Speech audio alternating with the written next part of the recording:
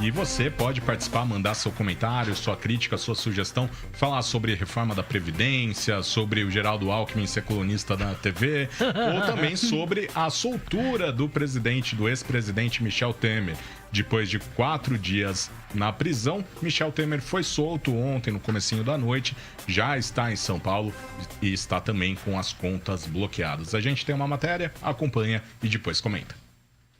O advogado de Michel Temer chegou à sede da Polícia Federal no centro do Rio de Janeiro com a notícia da soltura às 2h30 da tarde. E foi logo encaminhado para a sala da Corregedoria, onde foi improvisada a cela do ex-presidente.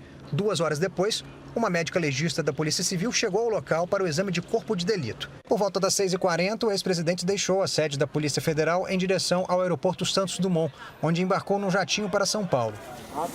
Peguei legal.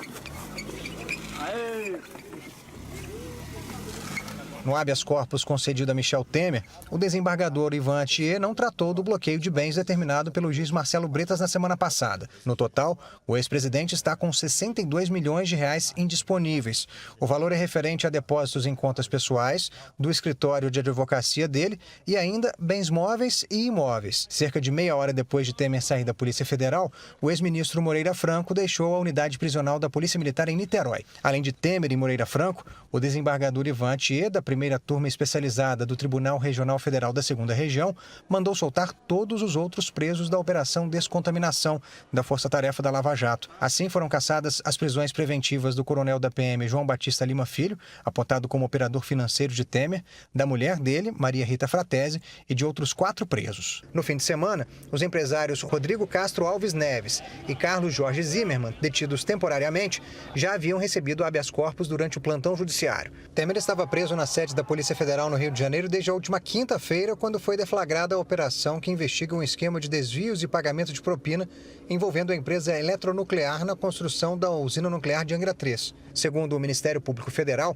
o ex-presidente é o chefe de uma organização criminosa que, ao longo de 40 anos, desviou 1 bilhão e 800 milhões de reais. O desembargador do TRF2 explicou que não tomou nenhuma decisão na sexta-feira porque não teve tempo de examinar com segurança os pedidos, mas que no fim de semana, depois de avaliar com calma as alegações, decidiu rever as prisões. Ivan Atier entendeu que o Ministério Público Federal não apresentou nenhum fato novo que justificasse as detenções. Muito bem. Trazer a pergunta do Pateta, que é nosso editor de imagens, ele que cuida do posicionamento das câmeras. Ele perguntou qual a diferença do Temer para o Lula. Zezé, explica. O Lula tá condenado já em 2, né? Sendo que um dos processos, o processo pelo qual ele está preso, ele está condenado também em segunda instância. O Temer não foi denunciado como réu ainda, né? Então, essa é a diferença. Ele não é nem réu nesse momento, nessa ação aí em que ele foi preso. A soltura do Temer tem alguma surpresa, Zezé? Não, a gente já...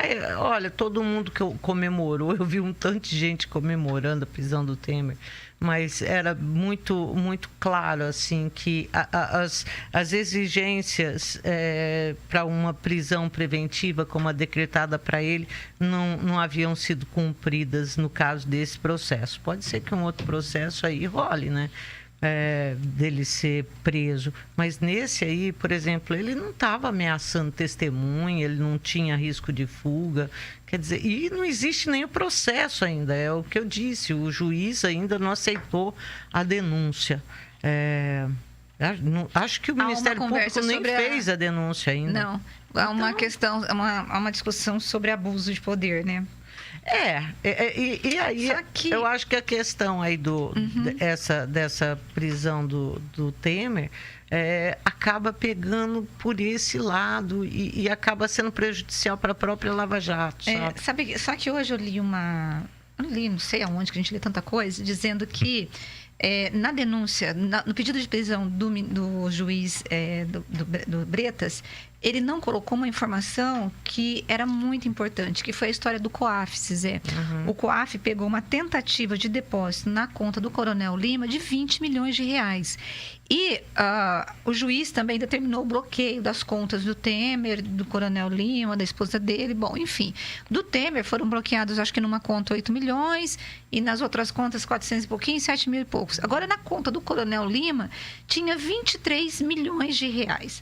Aí eu fico me perguntando, e às vezes a gente estava falando aqui fora do ar, um coronel reformado da PM teria tanto dinheiro assim, Marcão, para guardar, né? Estranho, né? Uma outra informação, Zezé, que eu achei assim curiosa, foi o fato de que na casa do Temer tem uma linha telefônica que está na casa do Temer, mas cujo nome, adivinha de quem é? Da empresa da Argeplan, que é a empresa desse coronel. Ou seja, não tem como eles negarem a união dos dois, né? E todo mundo fala que o coronel era o testa de ferro do Temer nesses 40 anos aí de propina. Uma outra coisa, só para eu colocar, a história dele querer esconder celular. Quando a Polícia Federal perguntou pro coronel se tinha celular, ele falou, não tem. E ele, quando ele levantou, tinha 2 celulares debaixo. Infantil, né? Muito infantil, ou seja, pode ter havido abuso, é a discussão, mas que eu não acho o Temer inocente, Zezé, eu não acho nem aqui, nem na China. Sempre soubemos dos esquemas e das denúncias desses esquemas e acho que o Ministério Público está investigando e vai chegar nessa... Eu espero que chegue numa... Deixa eu desligar meu telefone, gente. Um minuto. Olha só. Que tá ligado aqui o telefone. Mas inconveniência. Mas ao vivo é assim mesmo, né? Mas o que eu acho? Eu espero que o Ministério Público, Zezé, consiga apurar e levar à condenação. Porque eu não acho que só tem que ser um político ou 2 políticos condenados. Tem que ser todo mundo que roubou, Zezé, que seja condenado.